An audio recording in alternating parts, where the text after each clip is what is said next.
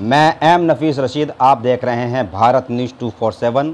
खबर को आखिर तक देखें और देखना ज़रूरी यूँ है क्योंकि आज का जो मुद्दा है वो जुड़ा है। क्योंकि मैं मुद्दा पहले बता रहा हूँ, मैं जो सवाल करूँगा जय भगवान जी से, क्योंकि ये हैं जय भगवान जी सामाजिक संस्थाओं को चलाने वाले और इनकी बात को लोग सुनते भी हैं।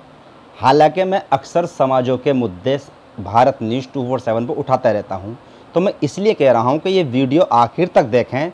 देखना इसलिए ज़रूरी है आपको ये, क्योंकि मामला और मुद्दा जो जुड़ा है वो जुड़ा है हर घर से, हर बेटी से जुड़ा है। आज कुछ ऐसे सवाल और कुछ जानकारियाँ मैं आपके साथ साझा करना चाहूँगा जय भगवान साहब के साथ में मिलकर, जिससे कि हमारे समाजों की जो बेटियां हैं उनके मुस्तकबिल अच्छे हो जाएं। अक्सर हर घर में शादी होती है और हर माँ बाप का सपना यह होता है कि उसकी बेटी की शादी अच्छे तरीके से हो, अच्छा खर्चा हो, अच्छा खाना पीना हो और खुशी खुशी घर से विदा हो। इसमें ना मुसलमान का सवाल है, ना हिंदू का सवाल है, ना क्रिश्चियन, ना सिख का सवाल है। इसमें सवाल है सिर्फ़ और सिर्फ एक बेटी का और उसके अरमानों का। जय भगवान जी, आप अक्सर उत्तर प्रदेश, दिल्ली और हरियाणा, पंजाब वगैरह में जाते रहते हैं। मैं हिंदी क्षेत्र की बात करता हूं आपसे और थोड़ा जानना चाह रहा हूं क्योंकि आप सामाजिक संस्था चलाते हैं, कई सारी संस्थाओं के अंदर आप सम्मिलित हैं और आपको समाज सुनता भी है। मैं ये जानना चाह रहा हूं आपसे कि जो हमारा हिंदी क्षेत्र है, यहाँ पर हिंदी क्षेत्र के अंदर जो परिवार होते हैं उनमें बेटियाँ होती हैं, बेटियों से संबंधित सरकार की कई सारी योजनाएं चल रही हैं और उसमें कन्या विद्याधन भी एक योजना है और जन कल्याण योजनाओं के तहत भी पैसा मिलता है। ये आपने अच्छी तरह सुना होगा। क्या ये पैसा उन बेटियों तक समय पे पहुंच जाता है जो सरकार से मिलता है? कहाँ रुकावट आ जाती है? मैं इन सब चीज़ों को जानना चाहता हूँ। या कितने लोगों ने आपसे शिकायत की है कि उन्होंने फॉर्म भरा और उनकी बेटियों को ये पैसा नहीं मिला? देखिए, सबसे पहले तो मैं आपके चैनल की पूरी टीम को जो है धन्यवाद करना चाहूँगा कि आपने जो है बेटियों पर एक बहुत अच्छा सवाल उठाया है। जो हमारे गरीब, मजदूर, मजबूर, बेसहारा लोग हैं, उनकी बेटियों की शादी पैसे की वजह से रुकती हैं ख़ास तौर से। और वो बेटियां बड़ा, किसी बेटे की या बेटी की शादी हो तो वो बड़ा एक अरमान होता है बच्चे के मन में कि मेरी शादी भी बहुत अच्छे ढंग से होनी चाहिए। हाँ। आजकल के माहौल को देख करके। और देखिए, जैसे अभी आपने विद्याधन, बेटी विद्याधन का जिक्र किया, कन्या विद्याधन का आपने जिक्र किया, तो सरकारों की जो पॉलिसी हैं वो पॉलिसियाँ तो बना दी हैं, लेकिन उसमें बहुत सारी जो है इस तरह की चीज़ें हैं जिनको हमारे लोग, जो भोले भाले लोग हैं, वो उनको फॉलो नहीं कर पाते। पूरी उनको जो है जो चीज़ें हैं, डॉक्यूमेंट्स हैं, वो पूरे नहीं दे पाते। आप ये कहना चाह रहे हैं कि समाज के स्तर पर भी इन चीज़ों की कमी रहती है कि लोग खुद ही फॉलो नहीं कर पाते, उनके डॉक्यूमेंट्स पूरे नहीं होते हैं। मैं ये थोड़ा जानना चाह रहा था जय भगवान जी आपसे कि पैसा कितना मिलता है और किस करीने से मिलता है, करीना तरीका, और ऊपर से साथ ही साथ कि मिलना आसान कितना होना चाहिए? देखिए, मिलना तो आसान है, ऐसा होना चाहिए। अब जैसे शादी का कार्ड छपवाने के लिए बोला जाता है, आधार कार्ड के लिए बोला जाता है, बिजली के बिल के लिए बोला जाता है, आय प्रमाण पत्र के लिए बोला जाता है, और बहुत सारी चीज़ उसमें एक खाता भी एक बहुत कंपलसरी है। तो उसमें बहुत सारी चीज़ें ऐसी हैं जो हर व्यक्ति उसको नहीं कर पाता है, क्योंकि कहीं अशिक्षा का भाव भी आता है। जो लोग अशिक्षित हैं और उनकी बेटियां जवान हैं, तो वो लोग नहीं कर पाते बेचारे, उनको मिल ही नहीं पाता है। वो केवल फार्म भरा और उनका निरस्त कर दिया जाता है, क्योंकि हमारे जो सरकारें हैं, हाँ, उसमें कुछ भ्रष्ट लोग भी बैठे हैं। अच्छा। हाँ, तो वो बेचारे कर नहीं पाते काम और उनका जो है निरस्त कर दिया जाता है, और जो पूंजीवादी, जिनको ज़रूरत नहीं है उस चीज़ की, उनको जो है वो पैसा मिल जाता है। और मैं एक और सरकारों से निवेदन करना चाहूँगा, कोई भी सरकार हो, कि जो 60-70 हज़ार रुपये ये देते हैं, 60-70 हज़ार रुपये में शादी नहीं होती। 40,000 मिलते हैं, कहीं 50 मिलते हैं, कहीं 70, 73, 75 ऐसा रहता है। जी जी। तो उसमें मैं ये चाहता हूँ कि कम से कम 1.5 लाख, ये कम से कम बेटी की शादी में कम से कम 1.5 लाख रुपया जो है सरकारें गरीब लोगों को दें, ताकि उनकी बेटियों की, और एक और बात बड़ी उससे कहना चाहता हूं कि उस पर जो अधिकारी होते हैं, हाँ। कुछ चंद अधिकारी होते हैं, वो फार्मों को तब पास करते हैं जब पहले ले लेते हैं कुछ। उनके पास गरीब लोगों के पास मुश्किल से आधा पैसा पहुंच पाता है। तो मैं निवेदन करूंगा सरकारों से कि वो जो है इस प्रक्रिया को सरल बनाएं। सरल इसलिए बनाएं, इनकम सर्टिफिकेट है वो हर किसी के पास नहीं है, गरीब आदमी बनवा ही नहीं पाता है।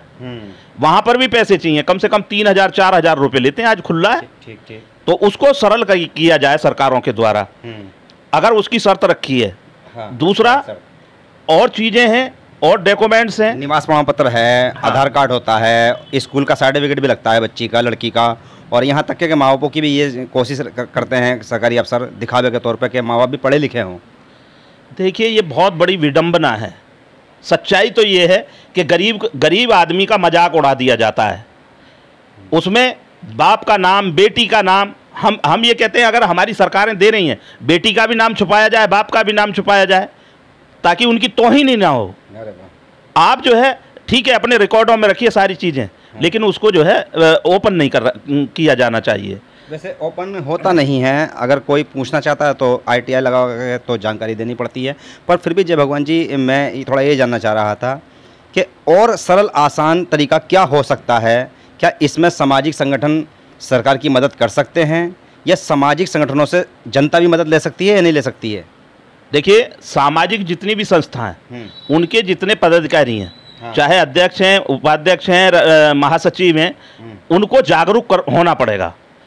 गरीब लोगों को घर घर जा करके उन गरीब लोगों को चिन्हित कर लें, और ये हमारी भी नैतिक जिम्मेदारी बनती है कि हम लोग ऐसे लोगों को चिन्हित करके, और उनकी बेटियों की शादी जैसे ही नज़दीक आ रही है तो वो आए हमारे पास या ना आए, उसको सारी प्रक्रिया समझानी चाहिए। आधे लोगों को तो मिल ही नहीं पाता, समझ ही नहीं है उनको बेचारे को। ये कहना चाहते हैं कोई शर्म से नहीं मांगता, कोई मुंह छुपा लेता है, कोई बच लेता है, बहुत से रास्ते अपना लेता है आदमी। क्या यार, क्या चक्कर में पड़ूं, पैसे खिलाने पड़ेंगे। जय भगवान जी, फिर भी सामाजिक संस्थाओं में जो जुड़े हुए लोग होते हैं वो अमीर लोग नहीं होते हैं। अमीर को कोई ज़रूरत नहीं पड़ी समाज सेवा करने की, ऐसा भी अक्सर आपने सोशल मीडिया वगैरह पे देखा होगा। और कसदन करके मैं अब बात करता हूँ अति पिछड़े वर्ग की, तो इसमें तो जैसे कि भाई अगर जितने धर्म और जातें मुसलमानों में, हिंदुओं में होती हैं, उतनी मुसलमानों में भी होती हैं। आप भी उसी पिछड़े वर्ग से आते हैं, तो आप लोगों में भी तो जो पढ़े लिखे लोग हैं, जो मालदार लोग हैं, वो समाज सेवा कहाँ करते हैं? वो तो बस बैठे हुए मज़े ले रहे हैं। गरीब सोचता है तो गरीब कार्यकर्ता कहाँ से किसी की मदद करेगा? देखिए जज्बा होना चाहिए गरीब के मन में। हाँ। हम भी गरीब लोग हैं, कोई बहुत बड़े धनाढ़ थोड़े ही हैं, लेकिन जज्बा है समाज की सेवा करने का, और समाज की सेवा कर भी रहा हूँ। पर लॉकडाउन में तो बड़ा फ़र्क पड़ा ना समाज सेवा के अंदर। देखिए जुड़ नहीं रहे लोग, आगे बढ़ते नहीं है। नहीं, ऐसा नहीं है। हम लोगों ने तो लॉकडाउन में भी घर घर जा कर के खाना अपने घर से बंटवाया है। जितनी हमारी सामर्थ्य है उतना घर घर जा कर के जो कोविड में थे लोग, उनके घर पे मैं स्वयं खाना दे के आया हूँ। ऐसा नहीं है। मैंने एक आर्टिकल लिखा, अभी आपने शायद पढ़ा नहीं पढ़ा है, कि राष्ट्रीय स्तर के जो सलमानी समाज, सैन समाज के नेता थे वो लापता हो गए। मैंने ऐसा लिखा है, लापता कहाँ हो गए? मैं भी इस पर सर्च करता रहता हूँ। बहुत से दिन, क्या 3 साल लगा लीजिएगा, कोई गतिविधियाँ नहीं है आप लोगों की ओर से। नहीं, ये गलत बात है। आप मेरा जो फेसबुक देखिए, फेसबुक चेक करिए। हाँ। मैंने तो अपने उससे जो है निजी अपना जो है राशन बांटा है। ये तो निजी हो गया ना। हाँ। पर मैं कह रहा हूँ सामाजिक स्तर पर पूरे कोई प्रोग्राम नहीं करते हैं आप लोग, अब संस्थाओं को बढ़ाते नहीं हैं, संस्थाओं में पदाधिकारी नहीं जोड़ते हैं। कौन जुड़ रहा आपके साथ में, बताइए? नहीं, ऐसा नहीं है। आज़ाद बार्बर एसोसिएशन हम दिल्ली में चलाते हैं। हाँ। उसके अंदर हम लोग जोड़ रहे हैं लोगों को। अच्छा। और लोग जो जुड़ रहे हैं, ऐसा नहीं। हाँ, बिल्कुल जुड़ रहे हैं। तो यानी कि मैं ये माना जाए कि भाई हाँ अभी जाग रहे हैं। बिल्कुल लापता नहीं है। नहीं, लापता नहीं है। आज़ाद बार्बर एसोसिएशन सोई नहीं है। अच्छा। हाँ जी, जगे हुए हैं हम लोग। अब आप देखिए, मैं पूरे उत्तर प्रदेश में घूम रहा हूँ, दिल्ली में घूम रहा हूँ, तो सोए कहाँ हम लोग? आज़ाद बार्बर एसोसिएशन या कर्पूरीवादी एकता संस्थान सोया नहीं है। फिर भी चलिए मैं इस सवाल पर आ जाता हूँ कि अगर मान लो कोई लड़की का परिवार आपसे ये कहता है कि भाई हमें हमारी बिटिया को इस योजना के तहत शादी में मदद कराइए, तो आप उसकी मदद के लिए कितना आगे बढ़ेंगे और किस तरह से काम को करना चाहेंगे? देखिए, आज का ही प्रकरण है। हाँ। आज एक व्हाट्सअप चला रहा था, तो आज जो है एक वाराणसी से मामला आया है। उनके 5 बेटियां हैं। अच्छा। और 5 बेटी में उन्होंने जो है फ़ोटो भी भेजी है उस बेटी की कि भाई आप जो है इसको बिगड़ दहेज की शादी करवाइए। आज ही मैंने घोषणा की है, फिर अपने व्हाट्सएप से आज ही घोषणा की है कि हम साल में 5 लड़कियों की अभी शादी, बिल्कुल निस्वार्थ, बिल्कुल फ्री में। बेटी वाले को कुछ नहीं करना है। अच्छा। बेटी वाला अगर हो सके तो अपने समाज की लड़का देख ले अपनी बेटी के योग, और हमें बुलाए, हमें बताए, हम उसकी शादी करके आएंगे। आप शादी करके आएंगे, पर सरकार से क्या मदद दिलाओगे उसको? हाँ, सरकार से जो मदद है, जो जितनी भी सरकार से मदद आ रही है योजना के तहत, उसमें हम उनकी भरपूर मदद करेंगे।